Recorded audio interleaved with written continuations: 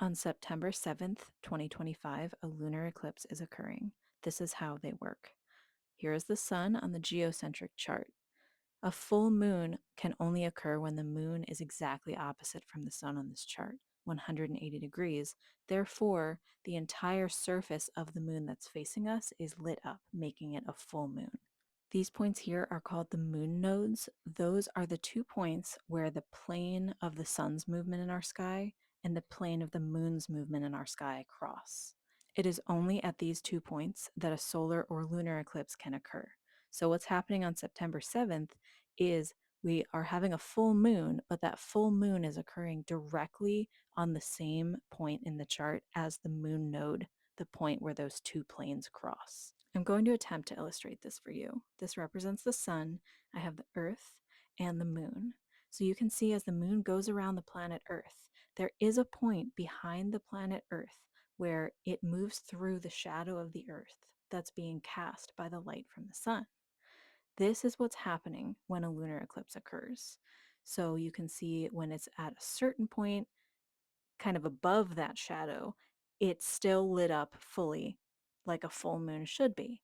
But when it goes through that shadow, when it's at just the right point in its orbit around the Earth so that it lines up at that moon node, that's when it goes through the shadow. This is when a lunar eclipse occurs.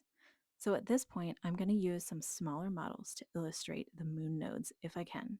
So this sheet of paper is representing the plane of the Earth's movement around the sun, therefore the sun's movement through our sky. So the moon also has a plane of orbiting around the Earth, and it is not the same as the plane that the sun's path moves through in our sky.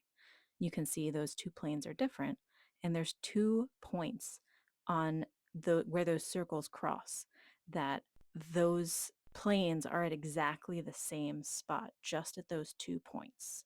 Those are the moon nodes. So when the moon node is lined up like this, where when a full moon is occurring, the moon node is right behind the planet Earth, that is when you get a lunar eclipse. So you can see, because I'm using these tiny models, I'm trying to find where that shadow is being cast. That's actually quite realistic to how it is in the actual solar system. The shadow that's being cast by the Earth is so relatively small that we don't get this happening very often. Sometimes the moon only partially moves through that shadow, and that's when a partial lunar eclipse occurs.